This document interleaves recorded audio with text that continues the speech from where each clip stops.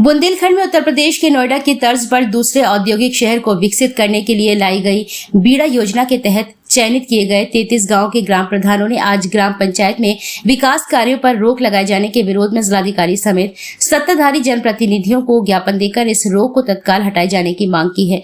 बताते चले कि नोएडा की तर्ज पर झांसी महानगर में बुंदेलखंड इंडस्ट्रियल डेवलपमेंट अथॉरिटी के नाम से एक अलग क्षेत्र विकसित किया जा रहा है। इसके लिए झांसी जनपद के 33 गाँव को चयनित किया गया है। इन ग्राम पंचायतों में शासन द्वारा लगातार विकास कार्य कराए जा रहे थे।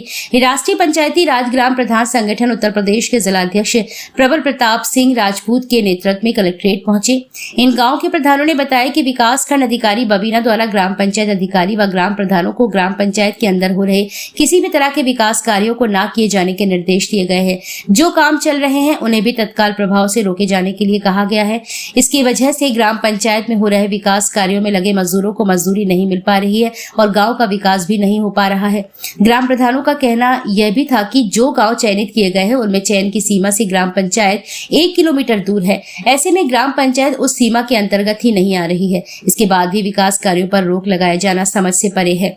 ग्राम प्रधानों का कहना था कि उन्हें कोई भी लिखित आदेश नहीं दिया गया है, बल्कि मौखिक रूप से फोन कर विकास कार्यों को रोके जाने के लिए हिदायत दी गई है। जिलाधिकारी को दिए गए ज्ञापन में विकास कार्यों पर लगाई रोक को तत्काल हटाए जाने की मांग की गई। इसके बाद ग्राम प्रधानों का प्रतिनिधि मंडल भारतीय जनता पार्टी के बबीना विधायक राजीव सिंह पारिचा के पास गया और अपनी पीड़ा बताई।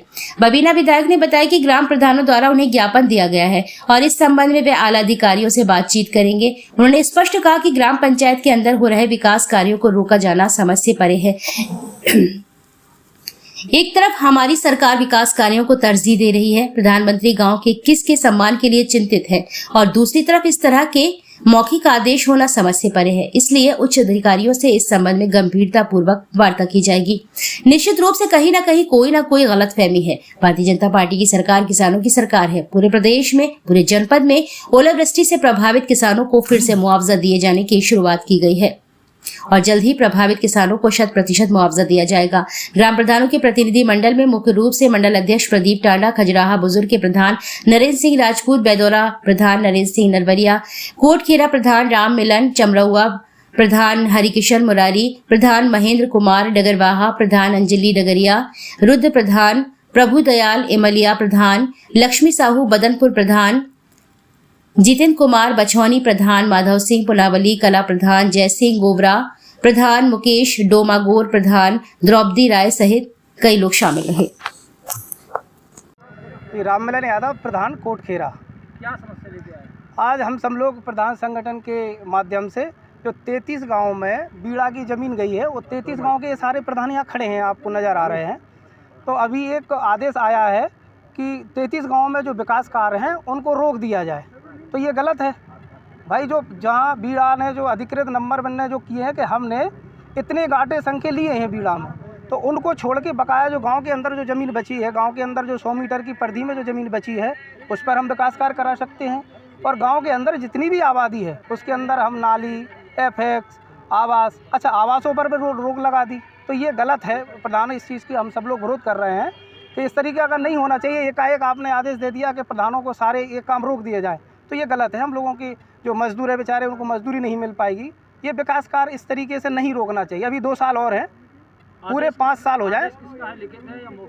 अभी तो मौखिक है, फ़ोन कर करके वीडियो साहब द्वारा प्रधानों को बताया गया है कि अब ये रोक दिए जाएँ।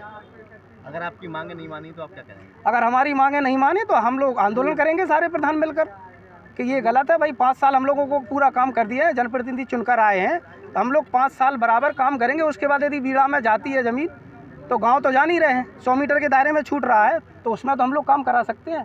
5 साल बाद यदि हम लोगों ने 3 साल हो गए, 2 साल और रह गए हैं, इसके बाद यदि ये लोग नहीं चाहे, प्रशासन नहीं चाहे, तो प्रधानी ख़त्म कर दे माँ। किस संबंध में आप डीएम से मिला? आज राष्ट्रीय पंचायती राज ग्राम प्रधान संगठन के प्रतिनिधि मंडल ने श्रीमान जिलाधिकारी महोदय को एक ज्ञापन दिया है, जिसमें बीड़ा के अंतर्गत बबीना ब्लॉक की एवं कुछ बड़ागांव ब्लॉक की ग्राम पंचायत क्षेत्र जो है बीड़ा में आ गया है। तो ग्राम पंचायत में जो विकास कार्य चल रहे थे, ग्राम प्रधानों को वीडियो द्वारा टेलीफोन पर अवगत कराया गया है कि अपनी अपनी पंचायतों में काम रोक दिए जाएँ। यदि बीच में काम रोकते हैं तो कहीं ना कहीं मजदूरों का या अन्य विकास का कार्य पूर्ण रूप से रुक जाएगा, जिससे मजदूरों सहित ग्राम प्रधानों को हानि होगी। तो आज हम लोगों ने ज्ञापन के माध्यम से मांग की है जिलाधिकारी महोदय से कि ग्राम पंचायत में जो भी विकास कार्य हैं, अधिग्रहण जो ज़मीन हुई है वो ग्राम पंचायतों के बाहर हुई है, लेकिन ग्राम पंचायत में जो गांव बचे हैं, जो आबादी वाले गांव हैं, उनमें कम से कम विकास कार्य कराने की अनुमति प्रदान की जाए, ताकि जो काम हम लोगों के अधर में लटके हुए हैं वो कार्य पूर्ण हो सके और मजदूरों की मजदूरी समय पर उनको भुगतान की जा सके। कुल कितने गांव हैं और कितने के काम चल रहे हैं? लगभग 33 गांव हैं। थोड़े बहुत हर पंचायत में कुछ ना कुछ काम तो चलते ही रहते हैं, कहीं नाली है, कहीं चक्रोड है, कहीं खड़ंजा है, कहीं कॉलोनी है, कहीं शौचालय है, कुछ ना कुछ विकास कार्य तो चलते रहते हैं। और यदि एकदम जो है विकास कार्य पूरे ठप हो जाएंगे तो मजदूरों को काफ़ी दिक्कत होगी, और जो बीच में विकास कार्य रुके हैं वो भी बंद पड़ जाएंगे, जिससे पंचायत का विकास कार्य अवरुद्ध हो जाएगा। जिलाधिकारी जी से क्या बात हुई? जिलाधिकारी महोदय से मिले हैं, उन्होंने कहा है ठीक है, हम आपके पत्र पर विचार करके शीघ्र उस पर अग्रिम कार्रवाई के लिए आदेशित करेंगे। तो आप लोगों का क्या कहना है, ये काम जारी रहना? नहीं, काम तो निश्चित रूप से जारी होना चाहिए, क्योंकि पंचायत में विकास कार्य पेंडिंग पड़े हुए हैं, मजदूरों की मजदूरी पड़ी हुई है। तो 100 मीटर के जो आबादी वाले जो पंचायत हैं, उनके बाहर जो अधिग्रहण हुआ है, वहाँ नरेगा से जैसे चक्रोड डलते हैं, वहाँ काम बंद हो जाए कोई दिक्कत नहीं, चूँकि ज़मीन अधिग्रहण हो चुकी। लेकिन गांव के जो अंदर विकास कार्य चल रहे, उनके लिए हम लोगों ने मांग की है कि वो काम सुचारू रूप से चलते रहे। और जमीन पूरी भी तो अधिग्रहण नहीं गई ना। बीड़ा क्षेत्र से संबंधित सभी ग्राम प्रधान आज आए। उन्होंने एक विकास को लेकर एक अपनी समस्या के संबंध में शंका जाहिर की कि प्रशासन ने उनके ग्राम के क्षेत्र में जो उनका जो ग्राम पंचायत का क्षेत्र आता है उसमें विकास कार्य रोक दिए गए हैं। तो अभी मुझे तो जानकारी नहीं है, अभी इन्होंने अवगत कराया है। मैं अधिकारियों से बात भी करूंगा और पूछूंगा कि कोई ऐसा आदेश जारी हुआ है। अगर आदेश जारी हुआ है तो उसके पीछे की मंशा क्या है।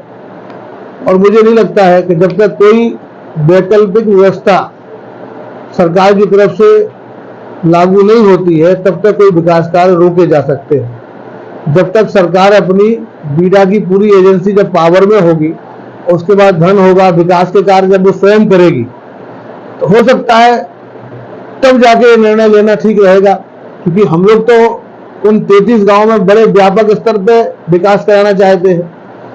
प्रधानों के पास जो निधि होती है बहुत आंशिक होती है और एक सामान्य काम ही करा सकते हैं। और जिन 33 गांवों का चयन हुआ है बीड़ा में, और उसको हमें नोएडा जैसा बनाना है, तो जितना वहां पे धन खर्च होना है वो तो हजारों करोड़ में खर्च होना है, और जो प्रधानों की निधि होती है वो तो बहुत कम होती है। लेकिन तब तक विकास कार्य तो हर व्यक्ति की रोज की जरूरत है।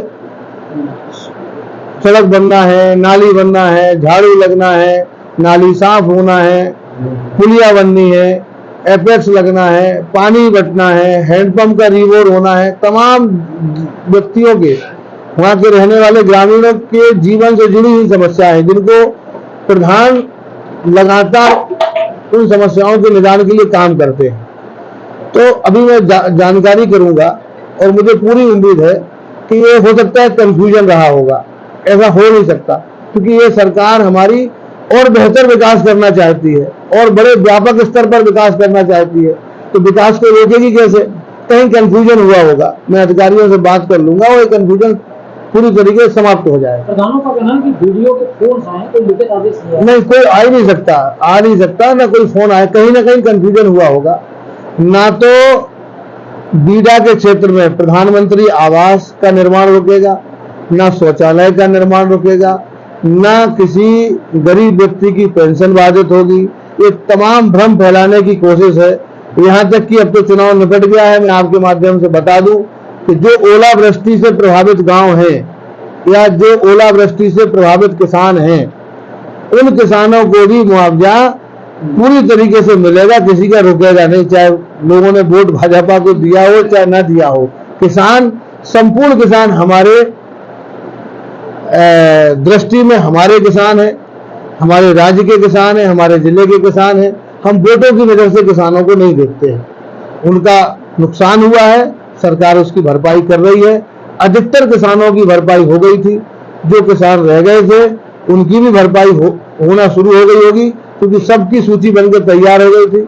कंप्यूटर में सब फीड हो चुके थे, लेकिन आचार संहिता लगने के कारण वो पैसा दिया नहीं जा सकता था और उस पर हमारे विपक्ष के लोगों ने ही आपत्ति उठाई थी। इस नाते उसको सरकार के जो नुमाइंदे हैं, जो अधिकारी, उनको रोकना पड़ा था, नहीं तो वो तो दे ही रहे थे।